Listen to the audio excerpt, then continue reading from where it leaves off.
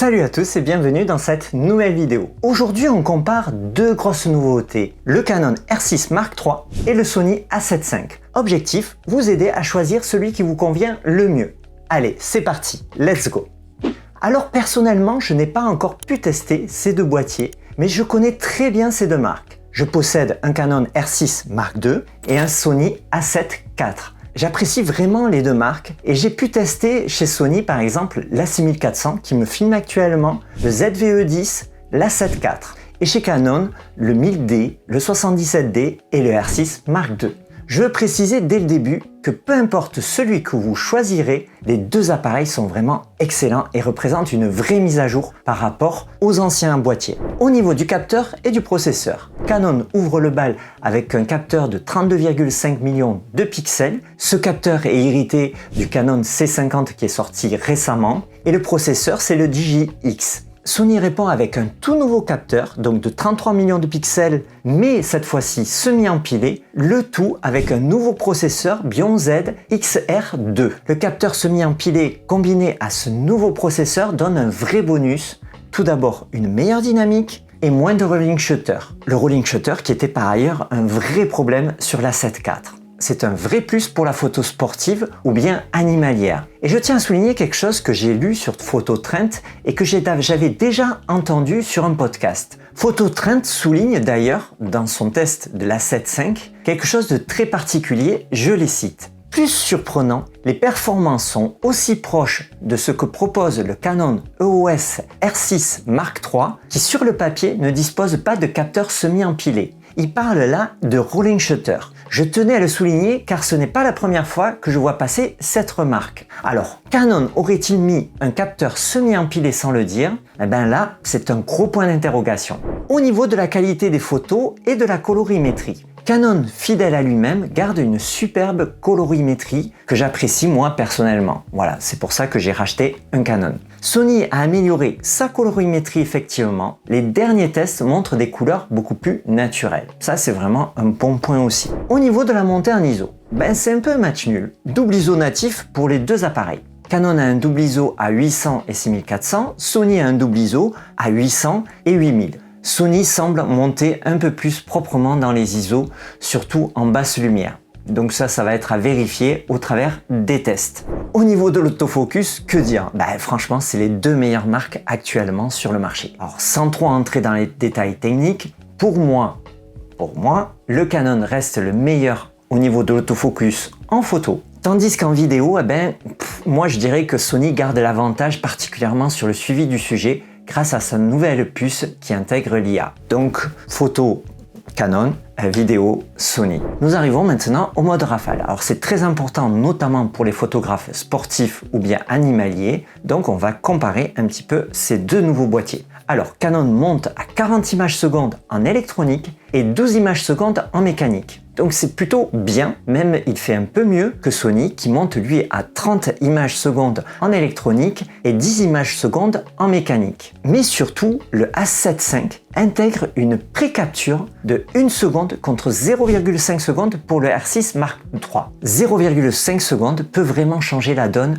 lorsque vous faites une photo, donc il faut le prendre en considération. Au niveau de la stabilisation, Canon prend un léger avantage avec ses 8,5 stops contre 7,5 stops pour le Sony. C'est une bonne amélioration au niveau de l'IBIS concernant le Sony puisqu'il est passé de l'A7 IV à 5,5 stops à 7,5 stops pour l'A7 V. Au niveau de la vidéo, Canon franchement a fait énormément d'efforts au niveau de la vidéo puisque on a de la 4K 120 sans crop, de la RAW 7K interne, donc ça c'est vraiment très bien. Il intègre également une nouvelle fonction, c'est l'Open Gate. Qu'est-ce que l'Open Gate? C'est un mode qui utilise toute la surface du capteur afin de réaliser dans la même prise de vue un format horizontal et vertical. Alors ça c'est super pratique par exemple si vous êtes un créateur de contenu. À la fois vous allez pouvoir faire un short et à la fois vous allez pouvoir prendre une vidéo YouTube par exemple. Et ça c'est vraiment très utile selon moi. Mais me concernant, pour d'autres personnes peut-être ce n'est pas du tout utile. Bien évidemment. Sony, on le sait, en vidéo, franchement, je dirais pas qu'ils sont les leaders, mais avec Lumix, disons qu'ils se partagent un peu la première place. C'est pourquoi j'ai acheté un Sony, c'est pour faire de la vidéo, parce qu'ils sont vraiment très bons à ce niveau-là. Et là, je dirais, sur le A7 V, ça déçoit un tout petit peu. Pourquoi ? Parce que vous avez certes de la 4K 120, mais avec un crop. Voilà, un crop APS-C.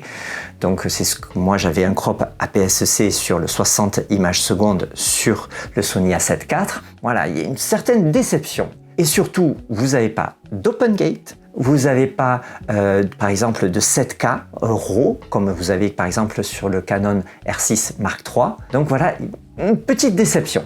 Même si ça reste solide, c'est-à-dire Sony, franchement, au niveau de la vidéo, ils restent très solides, ils ont un très bon, par exemple, autofocus, comme on vient de le voir, mais ça manque un petit peu, je sais pas comment dire, mais ils auraient pu faire un peu un effort. Et surtout, ils n'ont pas mis la fonction Open Gate parce qu'ils estiment que c'est un gadget, on va dire. Mais attention, parce que tous les fabricants, que ce soit Lumix, Nikon et maintenant Canon, se sont mis à l'Open Gate. Donc je pense qu'ils y viendront quand même. Je tiens quand même à souligner qu'ils ont fait quelque chose de très bien, c'est-à-dire une gestion thermique passive au niveau du boîtier qui permet par exemple de pouvoir quasiment faire de la 4K 60 pendant plusieurs heures. Voilà, d'après les derniers tests que j'ai vus sur YouTube, en tout cas, il y en avait qui avaient pu faire jusqu'à 5 heures de vidéo. Donc c'est énorme. Donc ça, c'est plutôt un très bon point positif, notamment si vous voulez faire des tournages dans des endroits qui sont un petit peu chauds et que vous voulez pas que votre appareil surchauffe. Par contre, le Canon R6 Mark III, disons qu'il va tenir peut-être une demi-heure à 60 images par seconde en 4K. Ce qui est pas mal en soi, mais c'est moins bien, par exemple, que la 7.5.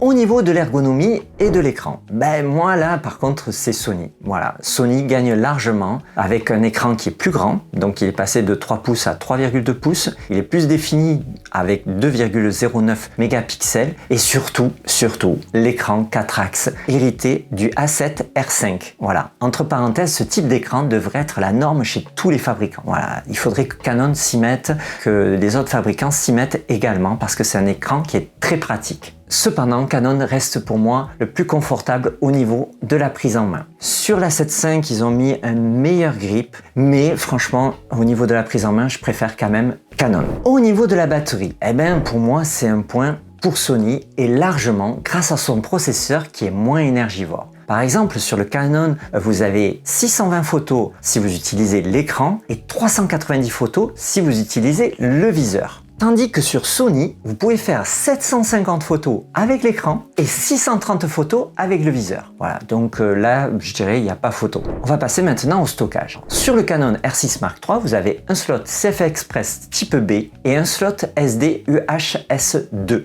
Donc ça, c'est plutôt bien. Pourquoi ? Parce que le SCF Express type B a des très bonnes vitesses de transfert. Le Sony A7 V, il a un multi-slot SD CF Express type A. Donc ça, c'est plutôt bien, sauf que les vitesses de transfert sur le type A sont moindres, par exemple, que sur le type B. Ça se joue pas à grand-chose, mais c'est plus rapide sur le type B. Et vous avez également un slot SD UHS-2. L'idéal, selon moi, ce serait d'avoir des multislots SD CF Express type B, qui offre bien sûr de meilleurs débits que la type A. Au niveau des objectifs, Canon a une monture fermée, certes, mais des optiques de plus en plus abordables comme le RF 28-70 avec une ouverture à 2.8 ou le superbe RF 45 avec une ouverture à 1.2 à 499 €, pour moi qui est un prix qui défie toute concurrence, avec une ouverture de 1.2. Donc c'est une des plus grosses ouvertures. Voilà, c'est ce qui m'a fait un petit peu choisir par exemple le R6 Mark II, parce que je me suis dit,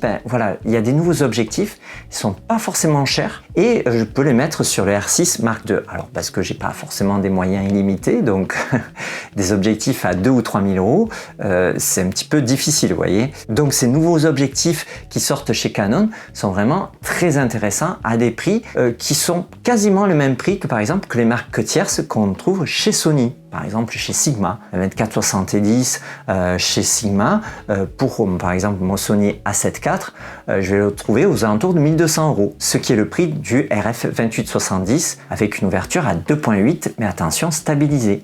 l'autre n'est pas stabilisé. Donc ça, c'est important. Bien sûr, l'objectif RF 1.2 à 499 €, eh ben, vous avez quelques petits compromis, mais par exemple, pour moi qui fais du portrait, c'est pas très gênant. Je garde tout de même mon A7 IV que j'apprécie également et avec lequel j'aime bien shooter avec. Sony a une monture ouverte avec un énorme choix d'objectifs avec les marques tierces. Attention, et ça je tiens à le souligner, Sony bride toujours les objectifs tiers à 15 images par seconde en rafale. Et oui, ça il faut vraiment le souligner, c'est-à-dire que par exemple avec mon Tamron, si j'avais l'A7 V, si je voulais faire de la rafale, je ne pourrais pas monter à 30 images secondes. Je serai à 15 images secondes. Voilà, il faut réfléchir quand même de plus en plus et ça c'est un petit peu dommage de la part de Sony. Alors, à qui sont destinés ces nouveaux appareils? Alors pour moi, le Canon R6 Mark III est parfait pour des créateurs de contenu, pour des vidéastes hybrides et tous ceux qui veulent un outil très polyvalent. Par contre, le Sony A7 V est idéal pour les photographes amateurs de sport ou d'animalier. Alors bien sûr grâce à la pré-capture et au capteur semi-empilé. Dites-moi en commentaire celui que vous prendriez et pourquoi. On arrive donc à la fin de cette vidéo. Je vous remercie de l'avoir suivi. N'hésitez pas à lâcher un pouce bleu si le contenu vous a plu et à vous abonner pour soutenir mon travail. Et moi je vous dis à plus tard pour une prochaine vidéo. À plus, ciao!